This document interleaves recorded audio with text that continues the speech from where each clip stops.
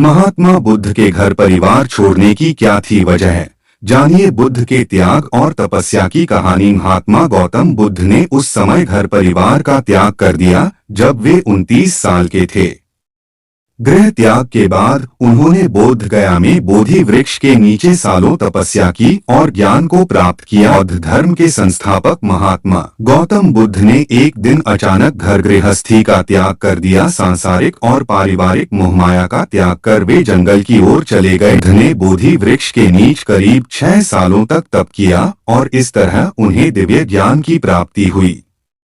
ज्ञान प्राप्ति के बाद उन्होंने लोगों के बीच अहिंसा, प्रेम, शांति और त्याग का संदेश देकर समाज में फैली कुरीतियों को दूर करने का प्रयास किया। कहा जाता है कि गौतम बुद्ध का जन्म ऐसे काल में हुआ जब समाज में अत्याचार, भेदभाव, अशांति, अनाचार, अंधविश्वास और रूढ़ियां अपना जड़ जमा रही थी। तब इन कुरीतियों को दूर करने के लिए बुद्ध जैसे महापुरुष का जन्म हुआ। बुद्ध ही वह व्यक्ति थे जिन्होंने इन कुरीतियों की बेड़ियों से लोगों को मुक्त कराया। महात्मा बुद्ध का असली नाम राजकुमार सिद्धार्थ था।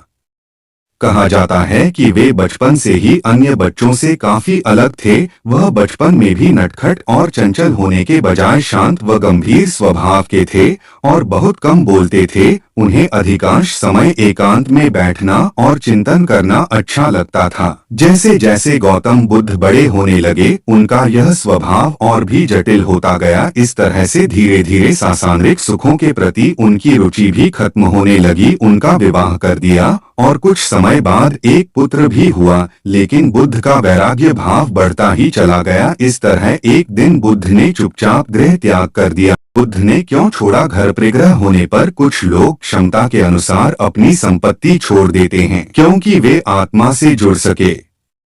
परिग्रह यानी संपत्ति के साथ जुड़ाव होने से आत्मा के साथ जुड़ाव नहीं हो सकता और आध्यात्मिक आनंद नहीं मिलता। कुछ लोगों का लक्ष्य जीवन में केवल ज्ञान को प्राप्त करना होता है, तो ऐसे लोग अपरिग्रह को अपनाते हैं, यानी आत्मा के अलावा अन्य किसी भी वस्तु से जुड़ाव नहीं रख पाते। ना घर, ना परिवार, ना संपत्ति और ना कोई अन्य वस्तु। बुद्ध के भी गृह त्याग का यही कारण था। वे केवल अपनी आत्मा से जुड़ना चाहते थे। महात्मा बुद्ध की तपस्या।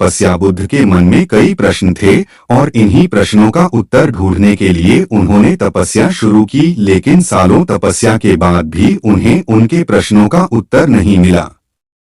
तब वे एक पेड़ के नीचे जाकर बैठ गए और ठान लिया कि सत्य को जाने बिना यहाँ से नहीं उठेंगे।